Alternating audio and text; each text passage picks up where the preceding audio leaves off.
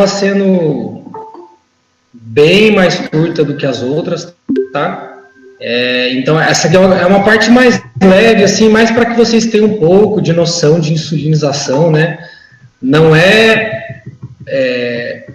para ficarem preocupados em saber dose, essas coisas, tá? Não é o objetivo da aula. Vamos lá, então. E qualquer dúvida, vocês podem me interromper no meio da aula, tá bom? Qualquer coisa, vocês parem e perguntem, não tem problema nenhum.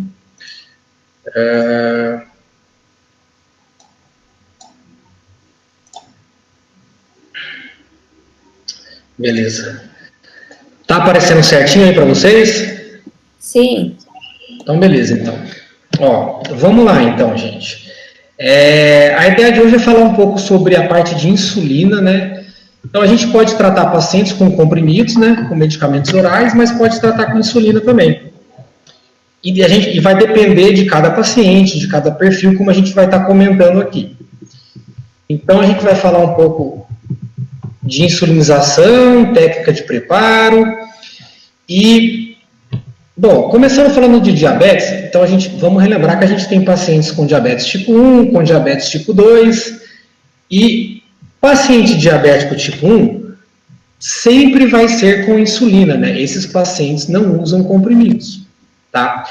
No diabético tipo 2, na maioria dos casos a gente trata com fármacos, né, com medicamentos, mas pode ser o caso da gente precisar usar insulina nesses pacientes também, tá bom? E é o que a gente vai estar discutindo mais a respeito até da questão das doses, só para vocês terem, dos tipos de insulina, para vocês terem um pouco de ideia, né? Quando que a gente dá insulina para o paciente diabético tipo 1, né? Só para chover no molhado, sempre, né, gente? Paciente com diabetes tipo 1, que é aquela criança, aquele jovem, ele nunca vai usar medicamentos orais. Ele tem uma falta absoluta de insulina, né, como a gente comentou no início da disciplina lá atrás. Então, não tem outro tratamento para ele até os dias de hoje, a não ser repor a insulina. Mas, vocês não vão ter tantos pacientes com diabetes tipo 1 no dia a dia. A maioria vai ser diabético tipo 2. E aí, vocês vão ter essa dúvida, né, com relação à insulina, se eu ponho, se eu não ponho. E é uma coisa que vários colegas de vocês, quando se formam, me mandam mensagem: Rodrigo, eu estou com um paciente diabético aqui, quando que eu dou insulina para ele? Eu já dou agora. E são pacientes com diabetes tipo 2, a grande maioria. Então, você pegou um paciente com diabetes tipo 2. Ele já estando em tratamento, com o uso de vários medicamentos, e hemoglobina glicada ainda está acima do alvo, que é 7, então vamos dar um exemplo. O paciente está com metformina dose máxima, com gliclazida dose máxima, ele comprou uma classe dos inibidores da DPP-4, e mesmo assim a glicose está muito elevada, né? Está 200, 250, 300. Para esse paciente já em tratamento, com o uso de vários remédios e ainda não está bom, a gente tem que considerar, sim, por insulina, né, parcialmente manter os remédios, ou tirar tudo e pôr insulina o dia todo, tá? Só para vocês saberem, né, não precisam ficar se atentando se é parcial ou pleno, mas saber ter esse raciocínio. Mas vocês também vão receber pacientes que por algum motivo passaram com você uma consulta de rotina, não sentiam, né, a primeira vez que vem consulta, e nem sabiam que eram diabéticos, né? Então, não faziam tratamento nenhum. Se esse paciente que é virgem de tratamento já vem com hemoglobina glicada acima de 9, lembrem da última aula dos medicamentos? Com hemoglobina glicada acima de 9, sintomático, então o paciente que está com poliúria, polidípsia, polifagia, está com quadro infeccioso, o cara não está bem, né? Está ficando hipotenso. Esse é um paciente que de cara, nesse primeiro momento, a gente vai precisar pôr insulina para ele. Não é o momento dos comprimidos. Lembra que eu falei disso nas outras aulas? Não é o momento dos comprimidos, quando a hemoglobina glicada está acima de 9 e o paciente está muito sintomático. Vou dar um exemplo para vocês. Eu atendi um paciente esses dias que veio usando metformina, dose máxima, glibenclamida dose máxima, e ele me falou que ele perdeu uns 15 quilos nos últimos meses, e a glicose está de 300 para cima. Eu nem pensei. Eu mandei ele parar os comprimidos e já enchi ele de insulina, entendeu? Ele não gostou muito, mas nesse momento, até para o paciente dar uma recuperada, né, parar de entrar em catabolismo, é o que a gente deve fazer, tá? Bom, lembrando que a insulina, quando a gente vai pôr insulina para o paciente, a gente pensa nessa figurinha, que é a fisiologia da secreção da insulina. Como que funciona? Todos nós, mesmo quando a gente não está se alimentando, a gente tem uma produção basal de insulina, que é essa linha laranjinha aqui. Então, quando você está dormindo lá de madrugada, quando você acorda de manhã, a gente tem uma secreção mínima de insulina para inibir, né, aquela produção absurda de corpo cetônico que nos levaria a um quadro de cetoacidose diabética. Vamos dar essa ilustrada. Né? Então, você tem uma secreção existente, mais pequena de insulina. Então, quando a gente come, a gente faz uma secreção rápida de insulina, a gente faz um pico, justamente para queimar o carboidrato que está entrando. Essa insulina ela volta para uma linha de base, aí você vai almoçar. Arroz, feijão, lá, comer uma batata, secreção rápida de insulina, depois volta para o basal. Você foi lá comer um pão, presunto e queijo ali no fim do dia. Pico de insulina, sempre para queimar aquele carboidrato que está entrando. E depois ele volta e assim por diante. Então, quando a gente dá insulina para um paciente, a gente tenta imitar essas linhas, certo? Uma linha que faz a linha de base e uma linha que faz a linha dos picos, né? Então, a gente tem essas insulinas em amarelo que servem para imitar a linha de base, né? A insulina NPH, que é uma que a gente usa muito na rede pública, que ela faz uma curvinha aqui, quer fazer um pouco um pico, mas não é tanto, né? Mas uma curva meio arredondada aqui, que vai durar de 14 a 16 horas. Então, e a insulina glargina, que é uma outra, que é uma linha vermelha bem bonitinha, que dura 24 horas. Então, essas duas insulinas, estão marcadas em amarelo, a insulina NPH, que a gente chama de insulina intermediária, e a glargina, que é de longa duração, a gente chama esse grupinho de insulina basal. Então, essas insulinas têm o objetivo de imitar essa linha amarela aqui, que é como se fosse a insulina de base. Vocês falam, Rodrigo, mas a linha vermelha é bem melhor, né? Porque ela imita bem a linha de base. E é verdade. Então, essa insulina chamada de glargina, que é chamada de análogo de longa duração, você aplica uma vez por dia, e ela faz essa linha vermelha por 24 horas até a manhã seguinte. Então, é a insulina mais chique que a gente tem para imitar a linha de base. O problema é que no SUS a gente não tem ela. Então, a gente usa a insulina NPH, que é essa linha azul clara, certo? Para imitar a linha de base. Você fala, nossa, mas não tem nada a ver. Realmente não tem muito, mas a gente improvisa fazendo ela 3 vezes ao dia, como se fosse fazendo 3 montanhas que cobrem as 24 horas, mas tentando evitar que faça um pico. Vou mostrar mais à frente para vocês. E a outra insulina, o outro grupo de insulina, serve para tentar imitar o pico de insulina da refeição, né? Que são a insulina regular, chamada de insulina rápida, que é essa linha cinza aqui, estão vendo? Ela faz um pico até bem mais robusto, né, do que o da NPH, com 2 horas ali, e depois ela vai embora.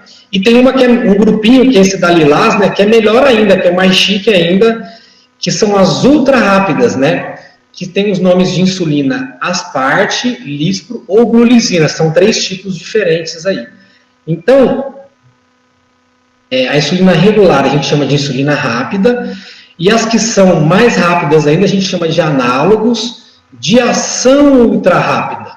Então, vejam que essa linha lilás, ela imita o pico aqui muito melhor, mas a gente também não tem ela no SUS. Então, a gente improvisa com a insulina regular para tentar imitar o pico, certo? Então, geralmente a gente combina a NPH mais a regular. E essas insulinas que são feitas na refeição, elas são feitas numa dose ali rápida para queimar aquele carboidrato, a gente chama de insulina bolos. Esse é o nome, é como se fosse ali um bolinho de insulina que a gente faz, um montinho na hora ali do carboidrato.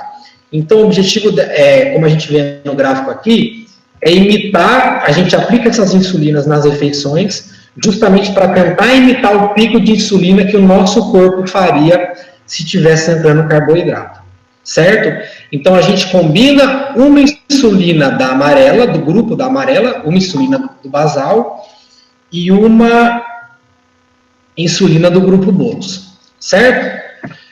Muito bem. Então, o paciente diabético tipo 1 a gente sempre insuliniza, tá certo? Como a gente insuliniza um paciente diabético tipo 1? Então, de curiosidade para vocês, né? A gente combina, a gente falou, vamos fazer um esquema basal bolos, que é o quê? Uma insulina do grupo amarelo, basal, que é a NPH ou a glargina, mais uma insulina para ser aplicada nas refeições, a insulina potente, né? Para queimar o carboidrato que vai entrar naquela refeição. Então, como a gente pode ver nessa figurinha aqui da direita, à direita de vocês, a gente pega a insulina NPH, que nessa figura é a linha vermelha, a gente divide ela em 3 aplicações ao dia, NPH no café, no almoço, no jantar ou ao deitar, e a insulina rápida no café, no almoço e no jantar. Certo? Tentando obedecer esse mesmo princípio. A NPH para imitar a linha amarela, então a gente fez 3 montinhos de NPH para tentar imitar a linha vermelha da glargina. É uma imitação bem mais ou menos, mas é o que dá para a gente fazer. Como se essas 3 montanhas, elas imitassem uma linha reta mais ou menos. Né? É o que a gente tem para se virar na maioria dos casos. E a insulina rápida, aplicada sempre antes da refeição, geralmente junto com a NPH aqui, tá? Mas o objetivo dela, como vocês podem ver na linha amarela, é queimar o carboidrato que está entrando. Por isso que ela sempre tem que ser antes da refeição, tá? Então, as linhas da NPH imitam a linha de base e as amarelinhas aqui, estão vendo? Imitam as insulinas rápidas que a gente falaria. Só de curiosidade para vocês, então, geralmente as insulinas vêm em frasquinho no posto de saúde, um frasquinho chamado de N, que é a NPH, e outro chamado de R, que é a insulina regular. E a gente pode misturar as 2 insulinas na mesma seringa, certo? Como eu vou mostrar para vocês ali à frente, para o paciente tomar uma picadinha só. As canetas ultra rápidas, elas já vêm geralmente pronta numa canetinha bonitinha como essa. Então, essa é uma caneta que já está pronta e que vem com 300 unidades cada uma. E o paciente ele só aplica, não tem que ficar recarregando nada. Já está aí só para ele gastar. Em alguns casos, o paciente pode comprar um refil desse frasquinho para colocar dentro dessa outra caneta bonitinha aqui. Então, para não ficar manuseando seringa, né? O paciente às vezes fica mais confortável com a questão aí do manuseio, tá? E como que o paciente controla o diabetes? Usando um aparelhinho para furar a ponta do dedo, que é esse aparelhinho aqui, que a gente chama de glicosímetro. Então, esse aparelhinho, você compra um aparelhinho, você compra as fitinhas e você compra um negocinho que fura o dedo aqui, que aqui sai como se fosse um preguinho aqui, rapidinho, para furar a ponta do seu dedo. Quando você fura o dedo, faz uma gotinha de sangue, você coloca a fitinha dentro do aparelho e aproxima a fita já dentro do aparelho da gota de sangue. E daí a fitinha, ela chupa essa gotinha de sangue e ela começa a contar nesse visor do aparelhinho.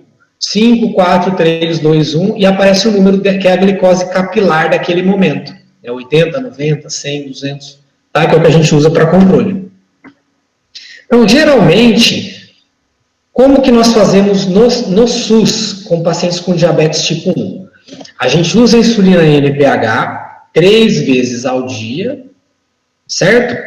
E a gente usa as ultra rápidas, que no SUS, para esse paciente, foi autorizado no final do ano passado, é gratuito, no café, no almoço e na janta, para queimar o carboidrato que está entrando naquela refeição.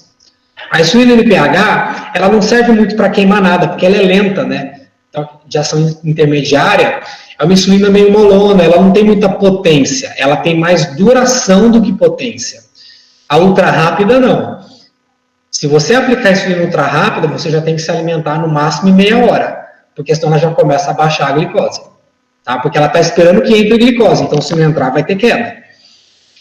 O que a gente pode fazer se o paciente conseguir comprar? Depois eu mostro para vocês, é no próximo slide, no outro. Então a gente usa NPH e ultra rápida. Esse é o esquema do SUS, mais ou menos, tá? Rodrigo, como é que a gente faz essas doses? De onde vem esses números aí?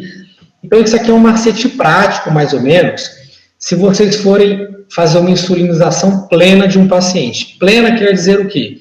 Que o paciente vai usar insulina em várias aplicações ao dia, né? Vale para diabetes tipo 1 e vale para diabetes tipo 2 também esse gráfico aqui, tá? Então, por exemplo, você pega um paciente aqui, como eu coloquei, de 70 quilos. A dose, para a gente fazer um cálculo por cima, é 1 unidade por quilo de peso, de dose total. Então, de forma que 70% seria de insulina NPH, da insulina basal, né, da que é menos forte, é menos potente, e 30% da insulina rápida, né, que pode ser a ultra rápida ou a regular. Bom, então vamos fazer a continha. 70 quilos seriam 70 unidades de insulina total, certo? Distribuindo 70% e 30%, seriam mais ou menos 50 unidades de NPH com 20 unidades de insulina ultra rápida. Só uma coisa, tá, gente?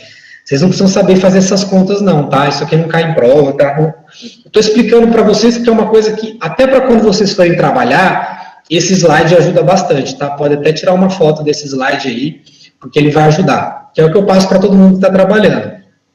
Então, mais ou menos seria isso. 50 unidades de NPH com 20 da insulina regular, da rápida, né? Como que a gente distribui isso em 3 vezes ao dia? Por exemplo, eu fiz assim do meu jeito.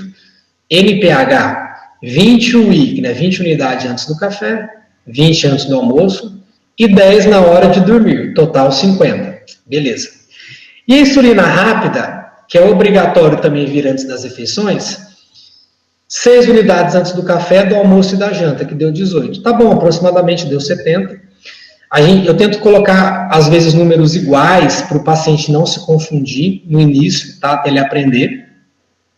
Você fala, Rodrigo, por que você pôs 20, 20, 10, né? Por que não 10, 20, 20?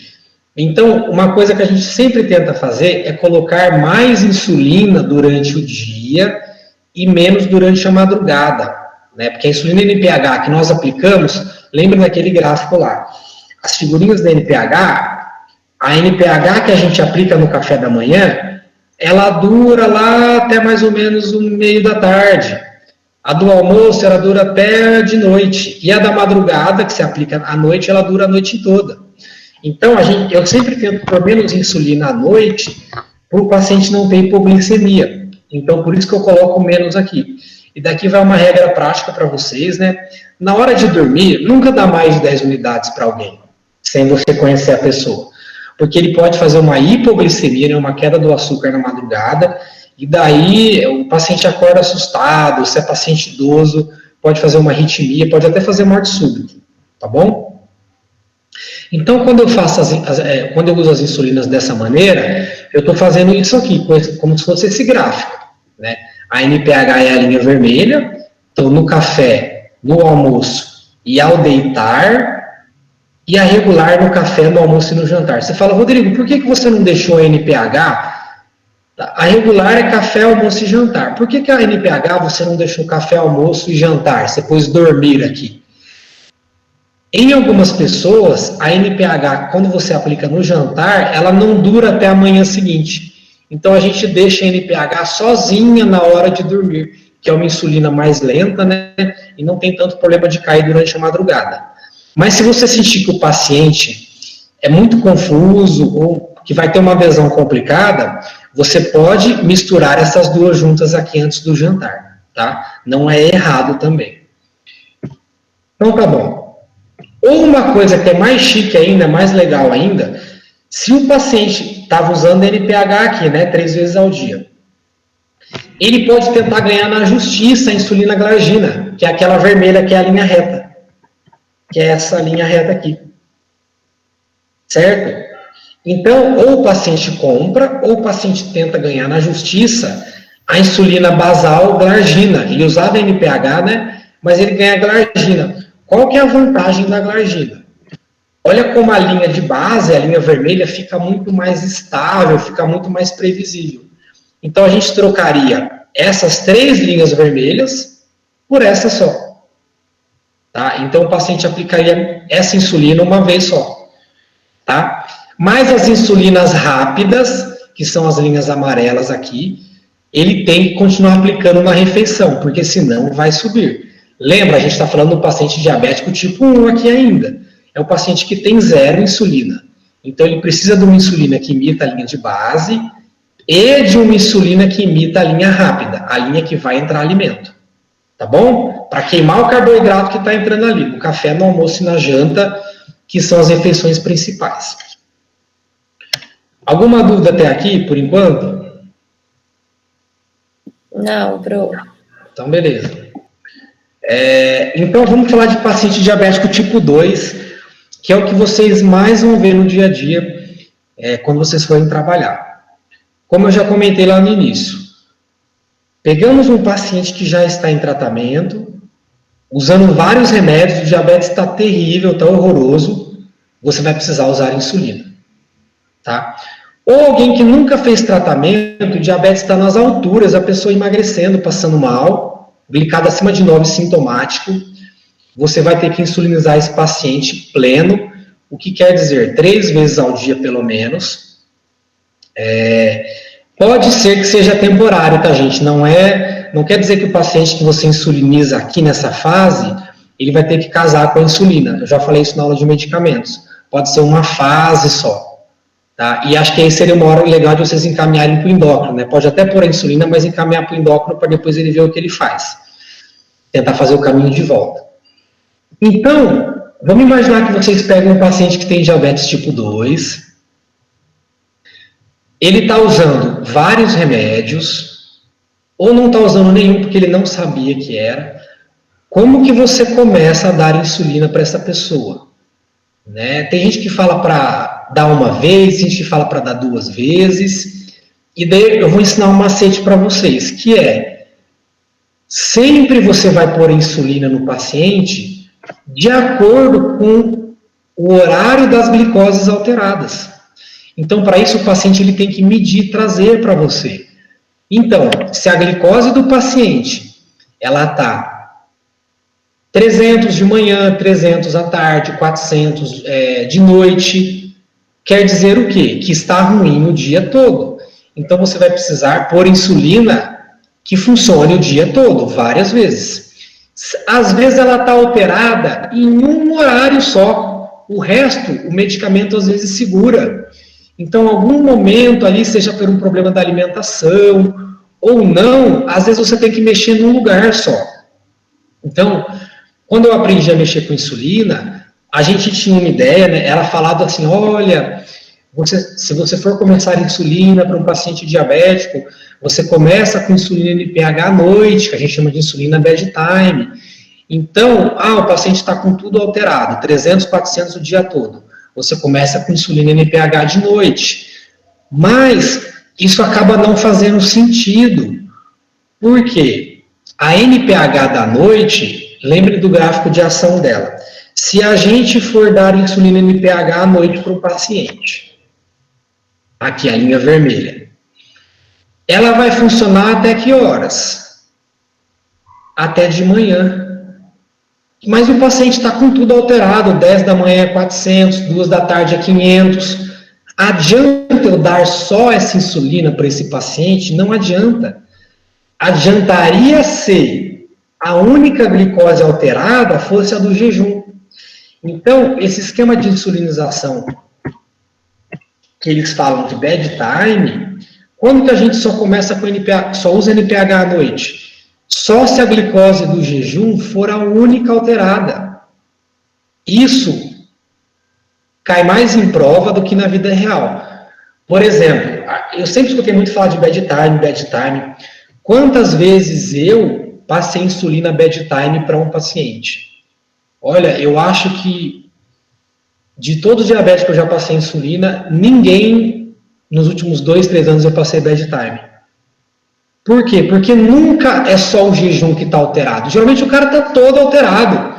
Então isso talvez caia mais numa questão teórica, não que eu vou passar para vocês, tá, gente? Eu não vou ficar cobrando essas coisas de questões de insulinização, tá? Não é foco para vocês isso agora, mas acho importante vocês saberem.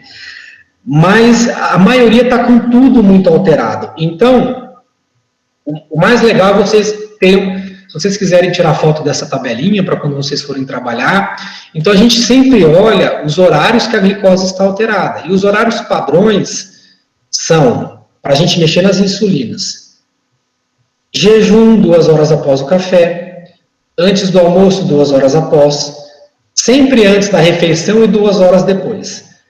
Por quê? Porque cada coluna dessas é onde age principalmente uma insulina.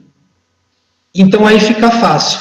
Vocês não precisam, se vocês memorizarem isso daqui, vocês podem até mexer em insulina por aí quando forem trabalhar, que vocês não vão estar fazendo errado. Vamos acompanhar o gráfico aqui de baixo então. A insulina NPH são os gráficos vermelhos, certo? Café, almoço, e eu coloquei deitar aqui, tá? A NPH está aqui ao deitar. Mesmo que vocês não saibam nada, vamos lá. Essa é a linha das glicoses do jejum que a pessoa ia trazer para você. Vamos supor que a glicose do paciente no jejum está 300.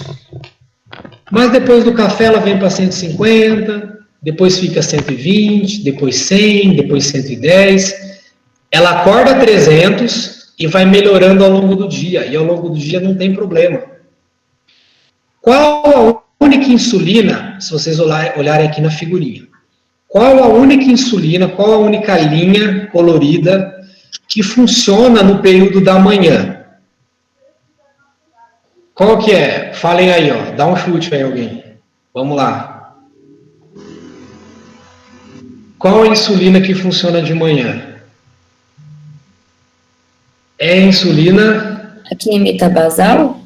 A que imita basal. Qual que é? A NPH da noite.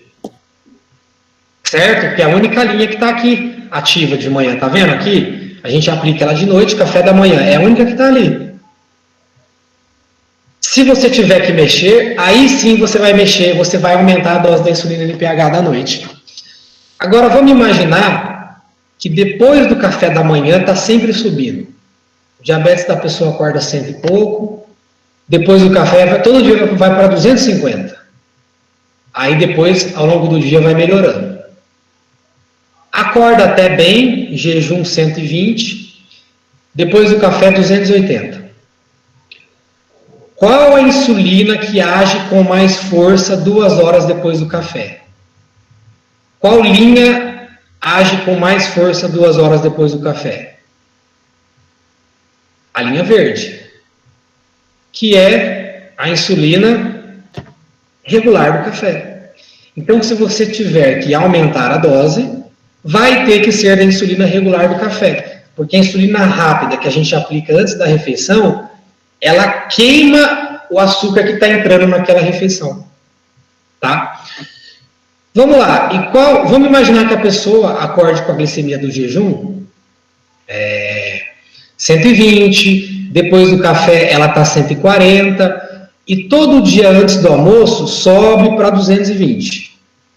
Depois ela estabiliza, fica em 200, 180, 200, 180, acorda um pouco melhor, depois do café não sobe tanto, a pessoa às vezes nem toma café direito, toma só um copo de leite, mas antes do almoço ela sempre dá uma subidinha para 200, 250.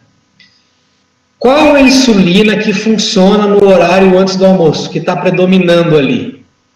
Qual linha? Respondam aí. Para ver se tem alguém aí. Qual linha?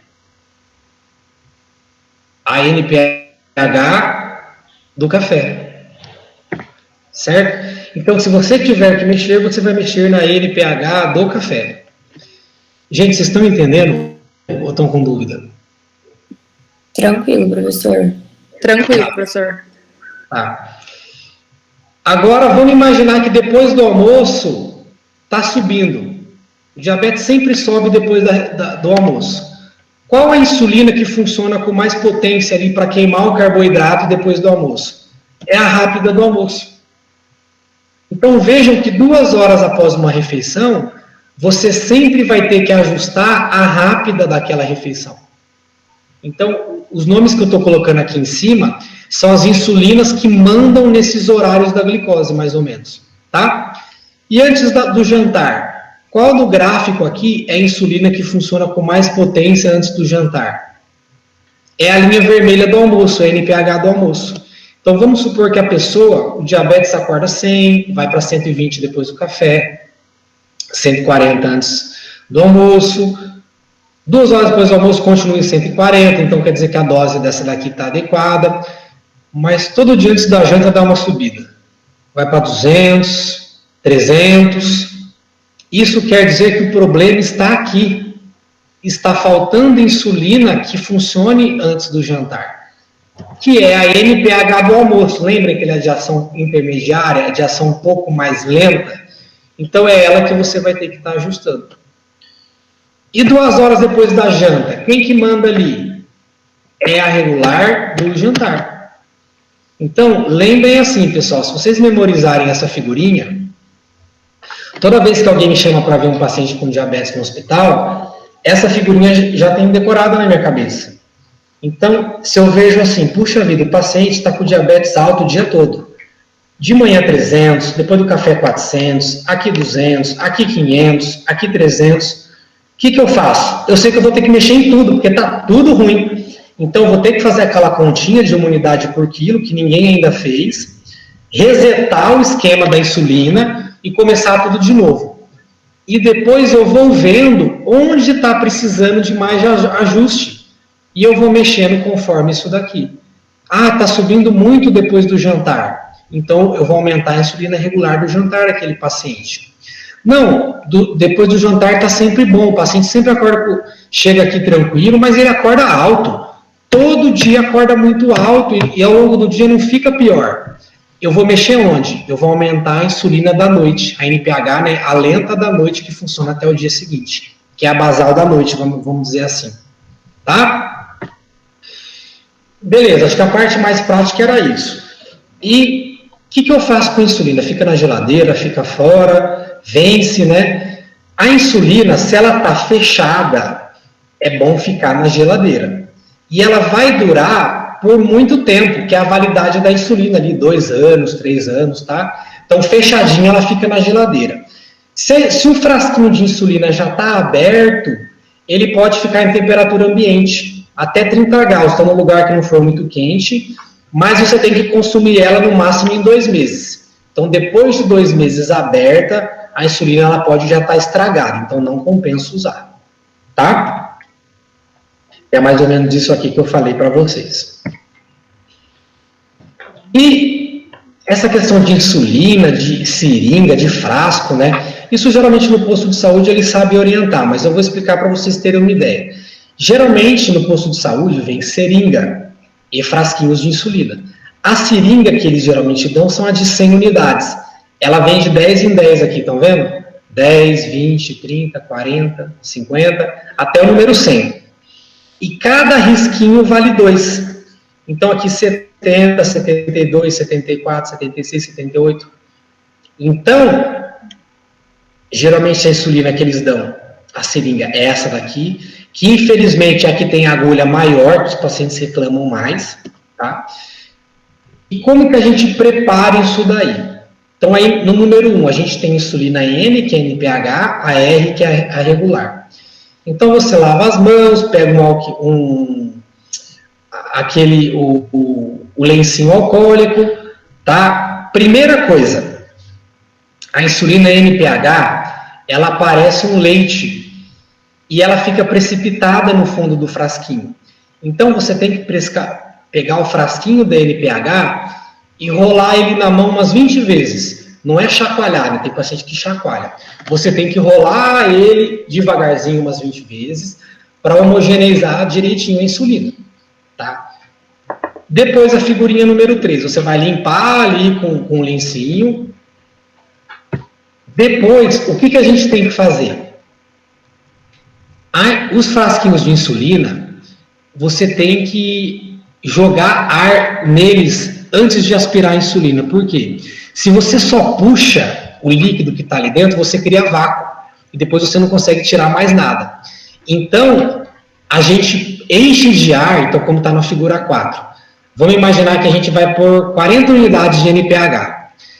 A gente vai encher a seringa de ar até o número 40, vai jogar esse ar dentro do frasco da insulina NPH. E daí a gente puxa... Ah, não, deixa o ar aí, tá? Que ele vai misturar aqui. Tá? Então você jogou os 40 unidades de ar ali dentro, beleza. Mas ele quer misturar regular junto também, porque pode. O que você vai fazer? Quanto que eu quero pôr de regular? Ah, eu vou pôr 10 unidades de insulina regular. Você vai pegar a mesma seringa, você vai enchê-la de ar até o 10, vai dentro do frasquinho da regular, vai jogar esse ar lá dentro. Vai virar o frasco, que você já jogou o ar. E aí você começa puxando a regular. Aí agora você vai encher de insulina, que é o passo número 8 aí. Aí você vai encher de insulina. A gente pode misturar as duas? Sim, desde que você puxe insulina regular antes da NPH na hora de misturar. Então, você jogou o ar dentro dos frascos primeiro, depois você vai começar pela regular, puxando a insulina. Depois, você vai dentro do frasco da NPH, que você tinha jogado o ar, lembra? As 40 unidades de ar.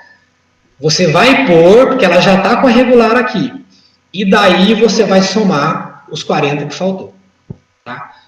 E pronto, as duas estão misturadas aqui, etapa 11, etapa 12, resolvido, acabou. Por que puxar a insulina regular antes da insulina NPH? A insulina NPH, ela é insulina lenta. Se você puxar a NPH primeiro e for para o frasco da regular, pode ser que um pouco de NPH entre no frasco dela. E daí você faz a insulina rápida e ficando mais lenta, certo? É como se a NPH contaminasse a regular. Então a gente sempre puxa primeiro a R, depois a N, certo? Isso é curiosidade para vocês saberem, mas é importante que os pacientes erram isso aí, e daí a insulina regular para de funcionar. Ela vira uma lenta também. Você está misturando duas lentas depois, se você misturar errado. E essa história de fazer prega, não fazer prega, como é que funciona? Via de regra, os pacientes vão ter seringa, né, para aplicar. E a gente quer aplicar a insulina no subcutâneo, a gente não quer aplicar no músculo, porque no músculo a absorção é muito rápida.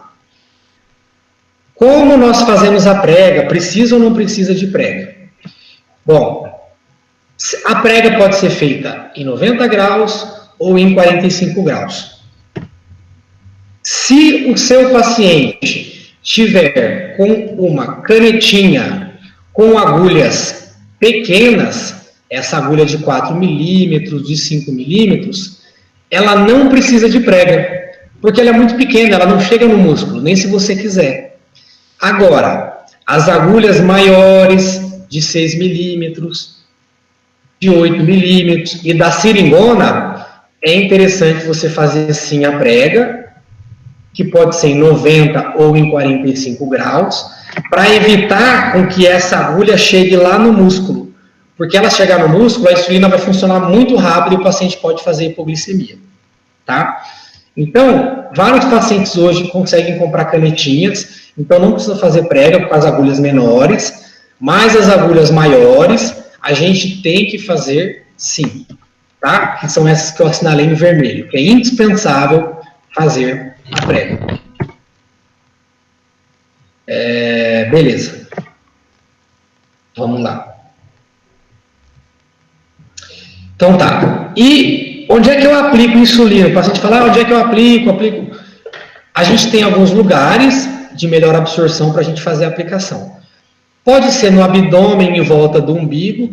Eu falo para o paciente fazer como se fosse um relógio, assim. Então ele começa, dá uns 2 dedos da cicatriz umbilical e vai mudando 2 dedos a cada dia. Então ele começa aqui, dá 2 dedos, depois aplica aqui, depois aqui, e você vai rodando como se fossem as horas, ao redor do abdômen, né? Na parte interna da coxa, na parte de dentro da coxa, e geralmente no tríceps também, né? Na parte de trás aqui do braço, onde alguém geralmente acaba aplicando para o paciente. Geralmente eles se aplicam e aplicam na região do abdômen, mas a gente sempre fala para o paciente tentar não aplicar no mesmo lugar, porque às vezes tipo, ele é destro.